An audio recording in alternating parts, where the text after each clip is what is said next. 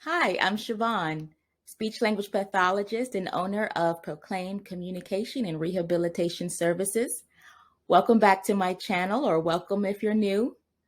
Today I want to talk to my ladies. Ladies, have you ever felt self-conscious about your voice in the workplace? Are you often unheard during meetings or even interrupted in group settings? While this can happen to our male counterparts also, the female voice and communication style may present with unique challenges regarding communicating effectively and confidently. So today I want to talk about what you can do to improve the dynamics of your natural voice and kind of explain why the female voice can sometimes go unheard. A little food for thought before we get started. In 2017, there was an article written, a research article called Justice Interrupted: The Effects of Gender, Ideology, and Seniority at Supreme Court Arguments. This article found that during these arguments, women were interrupted at a disproportionate rate by their male colleagues and advocates.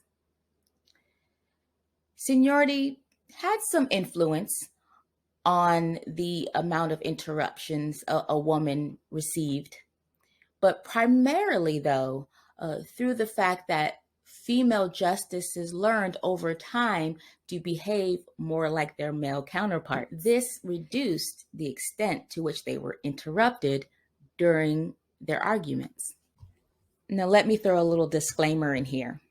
Ladies, if you are in a place of business where you feel that female voice users are being interrupted or ignored, please address it. Please let your colleagues know that you have more to say and that what you have to say is important.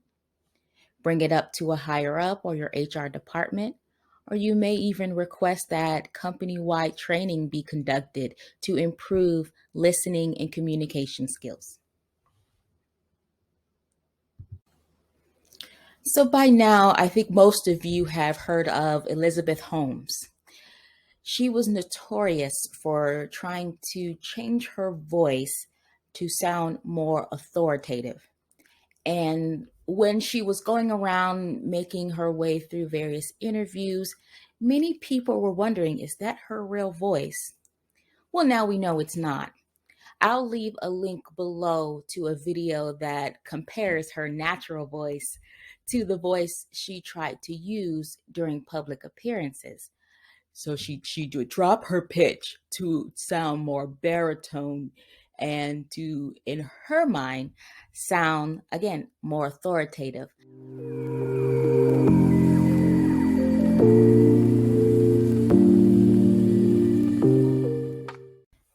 So why go through such lengths, right? Why would Elizabeth Holmes try so hard to change her voice when in the public eye? Well, there is definitely a cultural bias. Male voices and masculinized female voices are preferred to listeners who are judging leadership capacity. Lower pitched female voices are perceived as being more competent, stronger, and more trustworthy. Coincidentally, the female voice will tend to change to a lower pitch over the years. Therefore, a deeper female voice to some signals more years of experience.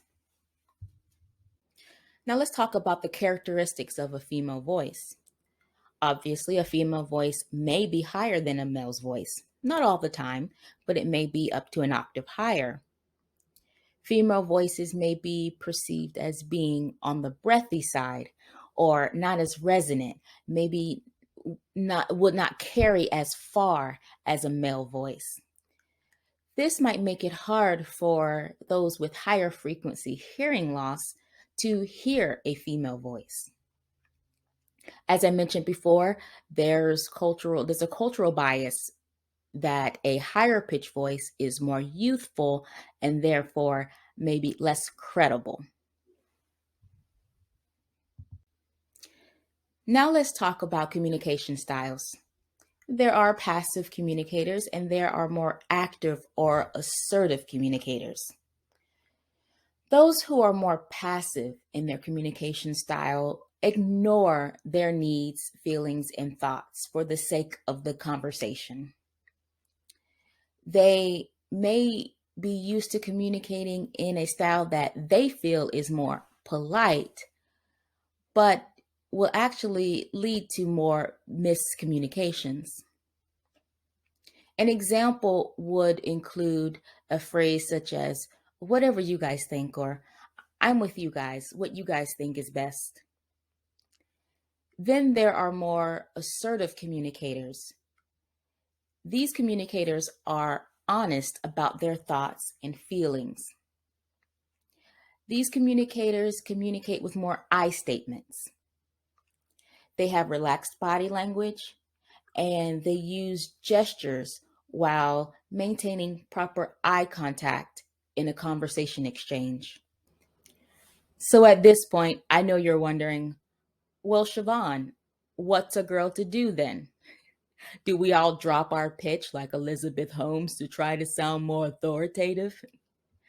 I'm going to share with you 7 tips that I recommend to sound more dynamic in your voice and in your communication styles at work or anywhere else.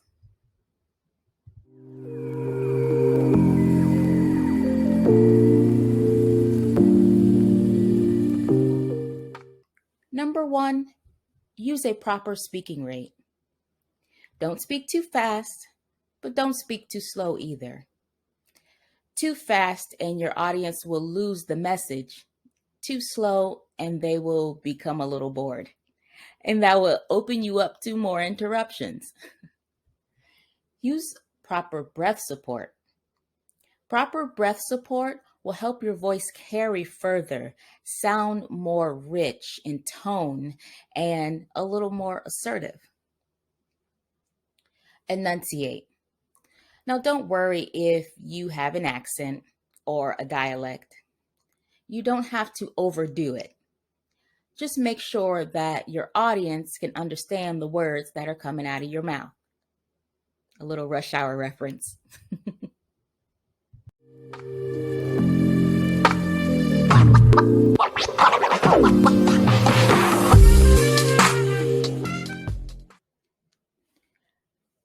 Before we move on, let's practice some of these strategies. First, let's start with deep breathing. Place your hand just under your rib cage, and I want you to breathe in through your nose, then out through the mouth. Great. Let's do that again. In through the nose, out through the mouth. You should feel a rise and fall in the abdomen, right where your hand is. That's a nice deep breath. You don't have to feel your shoulders move, just that rise and fall right under the rib cage. That's diaphragmatic breathing. Of course, I don't want you to go around looking like you're doing yoga breathing all day, but practice this deep breath.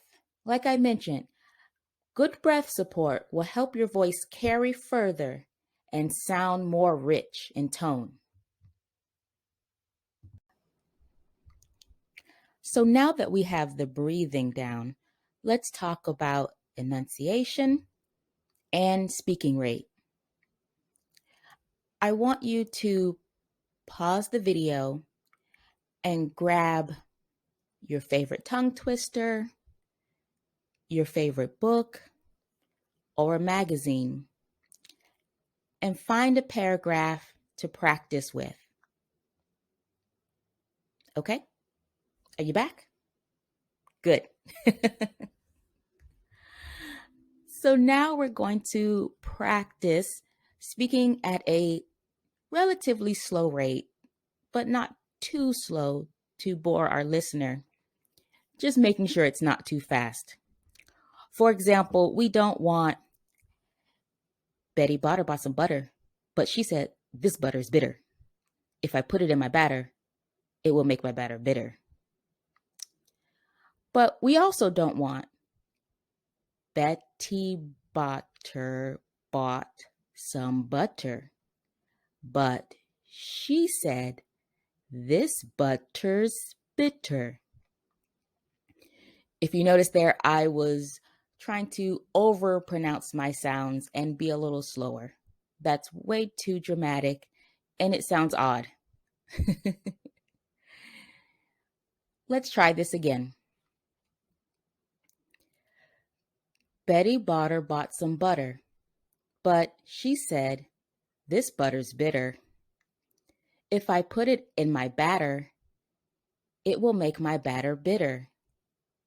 But a bit of better butter will make my batter better. Okay? Let's try this again. Betty Botter bought some butter, but she said, this butter's bitter. If I put it in my batter, it will make my batter bitter. But a bit of better butter will make my batter better. That's what I want you to do. I want you to take the paragraph that you found and just keep practicing. Record yourself. When you listen back, rate yourself. Was I speaking too fast or was I speaking too slow? Or was my speech rate just right? Rate yourself in how you enunciate. Notice I didn't say Betty Botter bought some butter. That's not my dialect. That's not how I talk. I use a flap of the tongue for my double T's. Betty Botter. However, the listener will know that I'm talking about Miss Betty Botter and her butter, not her butter. All right? So if you'd like, pause this video and give that a go. Practice a few times and let me know how you do in the comment section below. My fourth tip is to use a pitch that sounds confident but feels comfortable. We all have a pitch range in which we speak in naturally. But make sure we're not going too high or too low, or we're going to sound artificial. Reduce the use of fillers like and well. I have a hard time with this myself. What I do when I feel a filler coming, I take a pause. I take a little breath. That keeps me from going, and gives me time, just a little time, to think about what I'm going to say next. Tip number 6 is to use that assertive or active language that we spoke of earlier. Let's practice strategies 5 and 6. Now, if you're one that's not quite clear on whether you're speaking too high or too low for your natural range, contact me. We can work together on finding the best pitch range for you so your voice carries and sounds more dynamic and assertive. All right, so let's practice. I have an audience here. I'd like you to introduce yourself to this audience. Tell them your name, where you're from, what you do for a living, and what you like to do for fun. It may be beneficial for you to record yourself. And I want you to take note of how many filler words you heard in that introduction. Were there none? Were there 10? Then I'd like you to do it again. See if you could reduce the amount of filler words you had in your introduction. As I mentioned before, one strategy that helps me is to just take a pause. Sometimes a dramatic pause will help you collect your thoughts without distracting the audience with a bunch of, well, um, you know, filler words. I found this great example of passive versus assertive communication, and I'll leave the link for it in the description bar below, but you can also see the link there on the screen. In this scenario, a friend wants to borrow your lawnmower, but you need it this weekend. A passive communicator might say, I don't know. I guess it's okay. When do you need it? An assertive communicator might say, I need my lawnmower this weekend, but you can borrow it during the week. I want you to think of the communication exchanges you've noticed at your place of business. Notice who in your office is a passive communicator and who's an assertive communicator. Take note on the type of phrases and the type of body language the assertive communicators use versus those who are more passive. I want you to practice this yourself. Next time you're in a group meeting, I want you to take note of how many phrases you use that's more passive versus assertive. We didn't talk about aggressive communicators in this talk. It's beyond the scope of this video.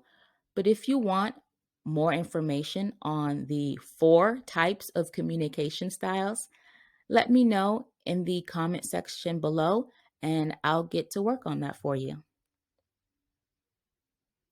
Tip number 7, seek out a corporate SLP, voice coach, or communication coach to help you achieve steps 1 through 6.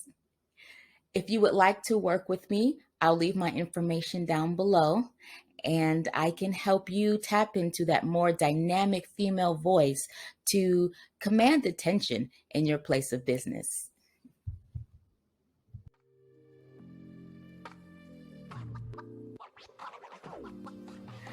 Thanks for watching. If you would like to learn more about communication styles or proper voice use, hit that subscribe button and the bell notification so you'll know when my new videos come out. I have a couple in the works, especially related to voice and communication style. So thanks for watching. I'll talk to you later. Bye.